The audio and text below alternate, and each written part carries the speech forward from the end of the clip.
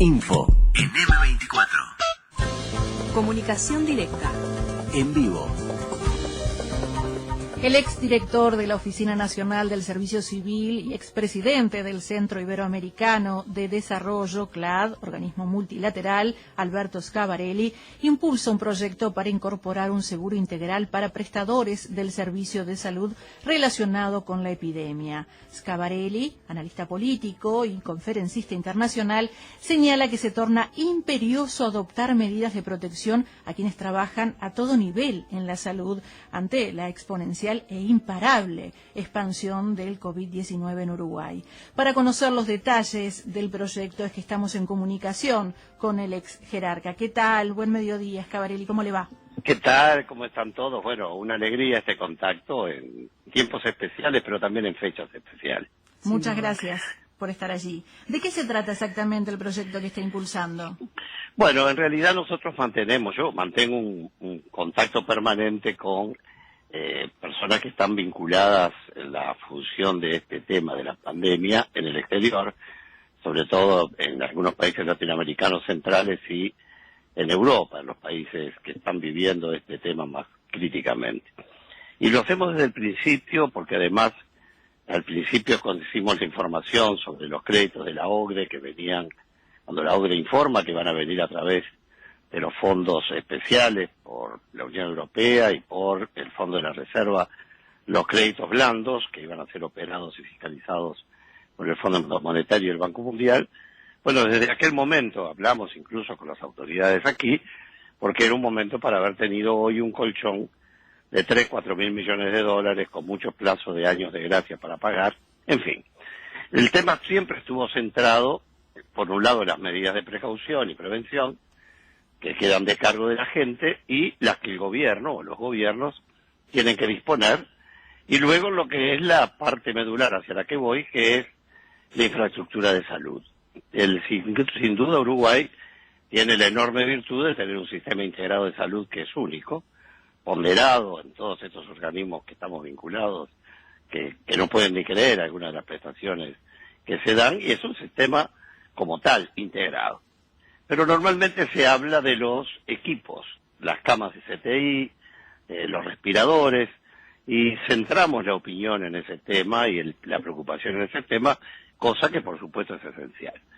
Pero sobre lo que se habla menos, y hoy estos amigos en Europa me hacen notar, y me lo hicieron notar desde el principio, dicho sea de paso, les causó una impresión extraña, no quedamos muy bien, cuando incluso explicábamos nuestra curva achatada por el lado de la BCG incluso, ¿no? Decíamos una raza superior. Bueno, ahora que tenemos una ola dentro, que para la que no estamos teniendo demasiado instrumentos como la vacuna, por ejemplo, que en todas las regiones están dándose, pero es otro tema. El hecho concreto es que además el gran protagonista que está en la línea de defensa son los operadores de la salud. Y cuando digo operadores de la salud me refiero al catedrático hasta el que se ocupa de limpiar. Eso le iba a consultar, ¿no? Justamente, claro, abarca un abanico de gente, todos, ¿no? No solamente enfermeros, médicos, sino más allá. Todos los que están en la zona, porque además lo que me explicaban es que aquí lo vital es lo que se llama la carga viral, es decir, para hablar en criollo, la cantidad de virus a las que uno se expone, ¿verdad?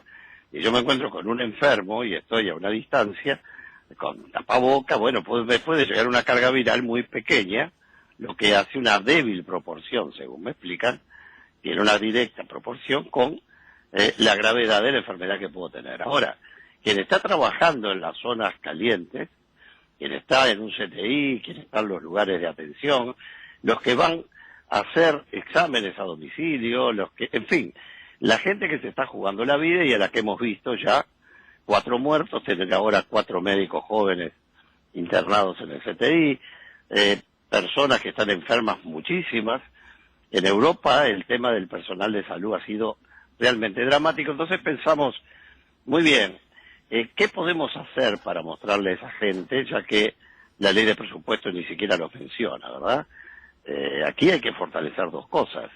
El sistema de salud, el público, sin duda, también las entidades privadas, sobre todo las organizaciones mutuales que tiene el país, que son un fenómeno único, donde no hay fines de lucro.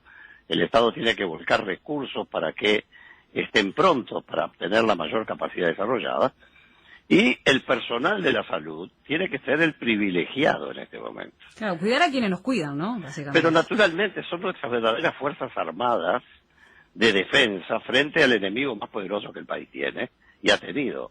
Por lo tanto, esto me parece crítico, y pensando este tipo de situación, planteé el hecho de que se creara, por supuesto que lo planteé también a nivel de dirigencia uruguaya, un seguro de vida y de salud integral contratado, por ejemplo, en el Banco de Seguros, pagados con fondos COVID del Estado, para darle cobertura a la gente que está trabajando en esto.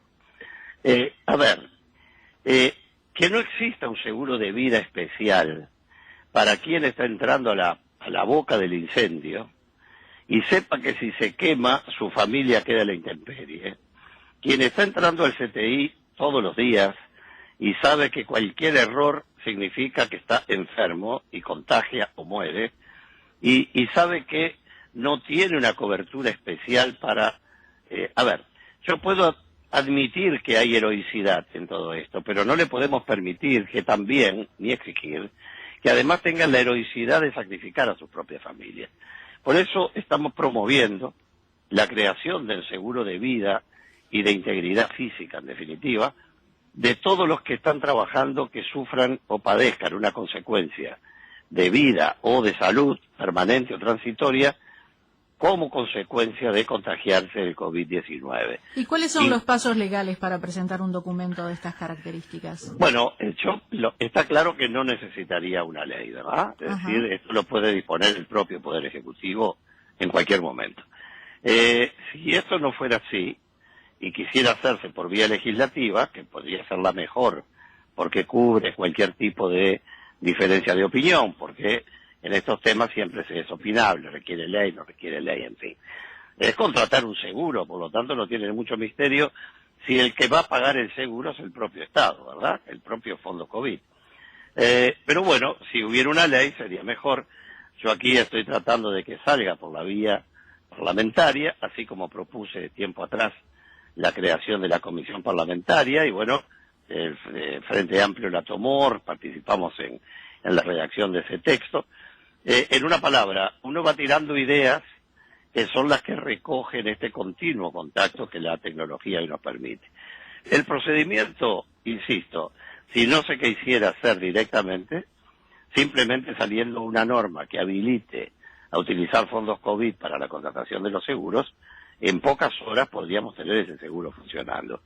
Luego tendríamos que el seguro sería de tipo innominado, es decir, esos seguros se pueden hacer por persona, saliendo la gente indizada, o un seguro genérico con un riesgo evaluado por paramétrica, que son mecanismos que las propias empresas aseguradoras tienen, por lo tanto no tiene mucha novedad tampoco. En una palabra, de lo que se trata es de dar un mensaje de tranquilidad a quienes están jugando la vida por nosotros. No estamos hablando de costos desproporcionados, son costos que... ¿Hizo cálculos sobre eso? Dicen que no son desproporcionados. ¿Hizo algún cálculo más o menos de cuánto sería? Es difícil porque eso yo tendría que entrar en temas que no es mi especialidad, en cuanto a la construcción de la paramétrica de riesgos, que es la que hacen las aseguradoras, ¿verdad? Claro. Pero la paramétrica de riesgos se compone de algunos elementos básicos. Es la cantidad de casos que ya se conocieron, el monto que se fijaría como indemnización, que puede llegar a ser diferencial según el grado de potencial exposición, y lo que tiene que ver a la cantidad de gente esperada como riesgo futuro, ¿verdad? Pero esos son cálculos absolutamente técnicos. Ahora, insisto que no son cifras en las que un país pueda fijarse, porque lo último que necesitamos nosotros es economía en este momento. Si los economistas se dieran cuenta que son un mero instrumento y que lo que está en juego es la vida, hoy los únicos que tendrían que estar hablando son los que operan en la línea de defensa de la vida, ¿verdad? Hoy yo creo que hay un concepto falso que mucho se va a comentar en el futuro. Los países que en el futuro muestren que no les creció el déficit fiscal en la proporción inevitablemente necesaria si cubren a su población, si no les aumentó el endeudamiento, si no tuvieron pérdidas, es porque efectivamente ahorraron en el peor de los territorios. Algo que se está Ahorraron en el haciendo, gasto ¿no? de la salud de la gente. ¿Cómo? Algo que se está haciendo, digamos, en Uruguay. Y el es lo día que de nos hoy. está pasando hoy, digo, ¿verdad? Es imposible creer que hay menos de 3 puntos de déficit fiscal incrementado y estamos teniendo 11 muertos por día, o que no tenemos la vacuna. Digo, yo no atribuyo intenciones, lo que digo es que siguen habiendo dos grandes concepciones en la vida política. ¿El proyecto fue presentado a alguna de las fuerzas políticas como para tener el apoyo? Bueno, sí, estoy trabajando con el Frente, con donde tengo una vinculación más directa, y la hice llegar a la Organización Mundial de la Salud también, porque me parece que esto, bueno, y al propio CLAT, en fin. Se puede replicar esto, ¿no? En otros países, por ejemplo. Y porque me parece que el fenómeno, yo desconozco, porque solo tengo la respuesta no hice consulta institucional, de qué países pueden tener un sistema de esto. Hay países que tienen sistemas de seguro de médico para los accidentes. Es más, puede haber hasta en Uruguay algunas entidades médicas que tengan seguros de vida, que tengan estas coberturas. Yo estoy hablando de la generalidad de la cobertura, sean trabajadores públicos o privados, para que tengamos un monto de tranquilidad, así como están asegurados por un accidente de tránsito, un seguro de vida, en fin, que yo creo que el tema en este momento es un tema de profunda responsabilidad. Por otra parte, estamos con este tema de la vacuna que no llega, que no se sabe. Eso le quería consultar, Scavarelli. Usted siendo conferencista internacional, ¿no? Teniendo una mirada más macro, no solamente del Uruguay, podemos mirar al país vecino, que no está tan lejos, que mañana va a comenzar con su campaña de vacunación. De hecho, a esta hora se están desplazando los camiones de una empresa contratada justamente para hacer llegar a todos los lugares de ese territorio. ¿Qué valoración hace, no? Teniendo en cuenta Uruguay, con el desarrollo que tuvo al comienzo de la pandemia, que fue muy bien visto internacionalmente, pero ahora como que la cosa comenzó a cambiar y al día de hoy Uruguay, por ejemplo, no se sabe qué vacuna va a adquirir ni cuándo la vamos a tener, ¿no? Uruguay hizo una cosa muy bien hecha, el gobierno, que fue plegarse a ese proyecto de compra que organiza Organización Mundial de la Salud. El Fondo COVAX. Organización Mundial, El Fondo COVAX. Exacto, con el Fondo COVAX, la Organización Mundial de la Salud dijo, mire, pónganse todos acá, cuando esté la vacuna compramos. Está bien. Ahora, luego comenzaron los despegues. Y en los despegues, como siempre, se despega más rápido quien está más atento, ¿verdad? Uh-huh. Además apareció otro factor tremendo que es las nuevas oleadas en Europa de este tema. Si el tema se hubiera aplacado en el exterior, el tema de la demanda de vacunas en relación a la proporción de unidades de vacuna hubiera sido mucho más razonable. Claro, este fin de semana la Unión Europea ya comenzó con su campaña de vacunación. En España se retrasó, pero ya están vacunando. Pero claro, porque no tienen más remedio, pues están teniendo una nueva oleada. En la que me faltó decir hoy, sobre el capítulo anterior, que tienen el personal de salud extenuado en Europa y Estados Unidos.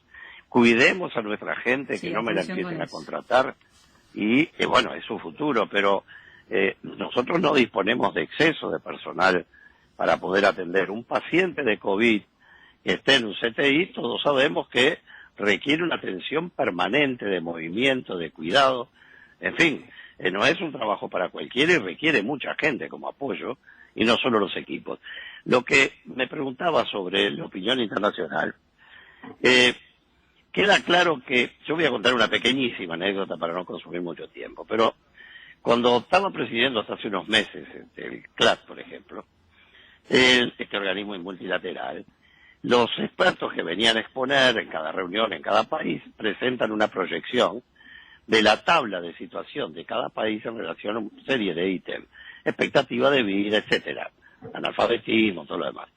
Bueno, Uruguay siempre fue cabeza de serie en esa lista, ¿verdad? El mismo tema de expectativa de vida, todo lo que tiene que ver con América Latina. Y llegó un momento que era tan intenso el tema y uno sentado allí, que pedí que eso no se proyectara, que se repartiera, porque el ministro que representaba al país, que estaba mal colocado, era una situación difícil y yo no tenía cómo ayudarlo. Entonces, no tenía ningún sentido estar mostrando qué bárbaro nosotros y qué horrible los demás. Bueno, hoy estamos en una situación absolutamente inversa.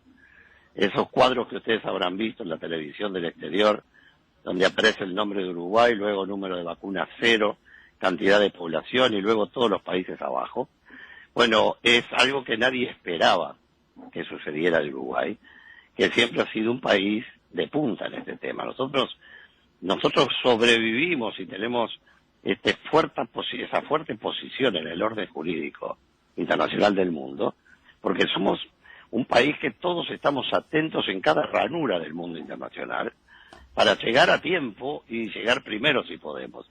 Eso explica nuestra Suiza de América de algún modo, nuestra calidad de vida, nuestra expectativa de vida, los niveles que tenemos de social que hemos construido durante tantos años.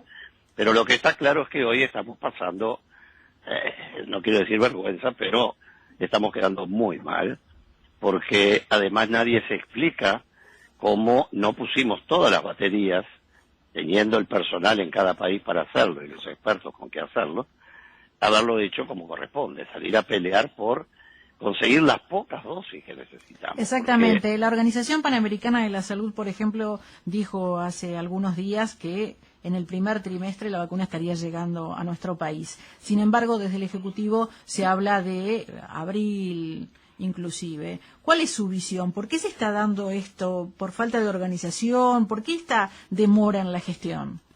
acá lo que falló profundamente es estar alerta y salir a hacer gestiones directas con los laboratorios, ¿verdad? Es decir, una cosa haber tenido el fondo con la Organización Mundial de la Salud, que estuvo muy bien y lo saludamos en su momento.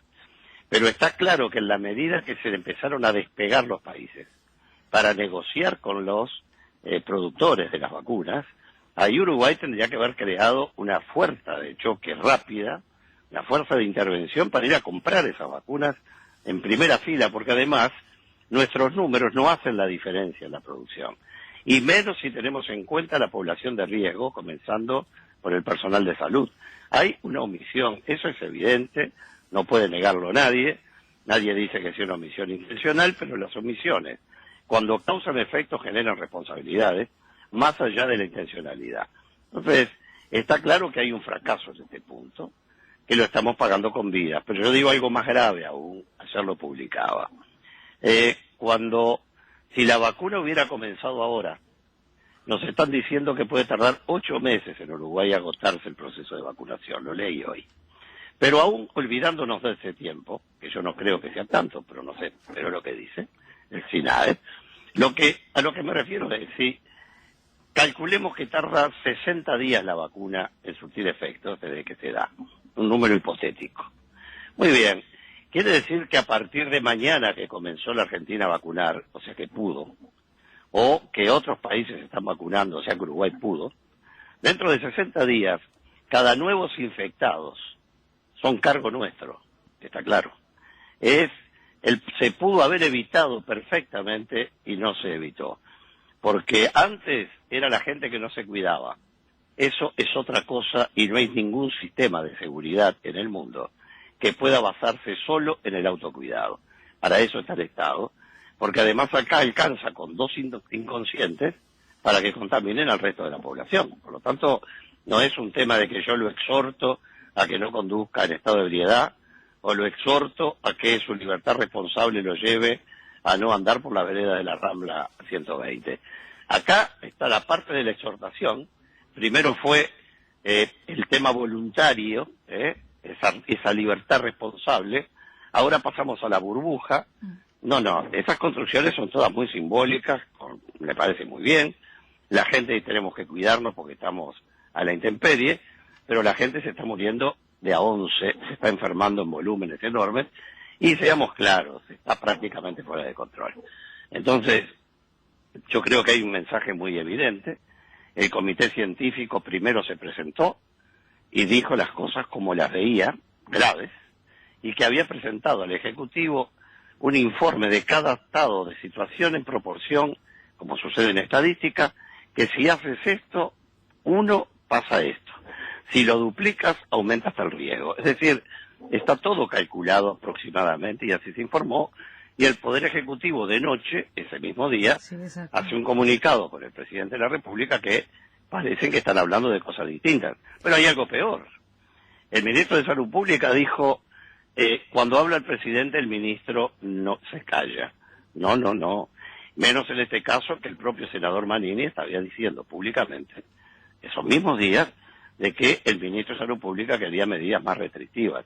Entonces, no, yo no comparto, con todo lo que puedo respetar al ministro de Salud Pública, que cuando el presidente opina o habla, el ministro se calla. El presidente no gobierna solo.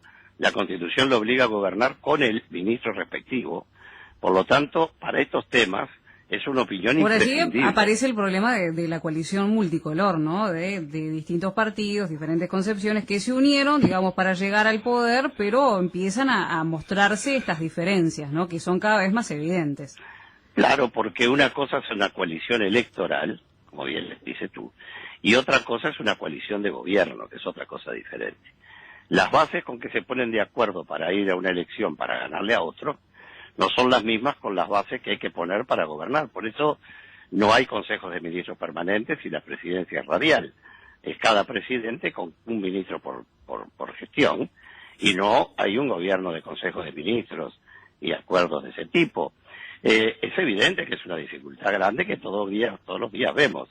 Está claro que cada cual, con lo que viene y con la que ya hay, está tratando de sacarse la responsabilidad de encima para que, como el presidente dice, yo me hago cargo, expresión que no es necesaria que se diga porque la Constitución lo pone a cargo, ¿verdad? Uh-huh.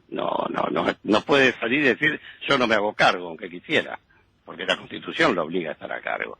Pero lo que me parece más sustantivo de todo este asunto, porque yo creo que esto necesita una mirada constructiva muy fuerte, es que, primero, antes de entrar a la mirada constructiva, digamos claro que también veo una profunda fragilidad del Parlamento uruguayo.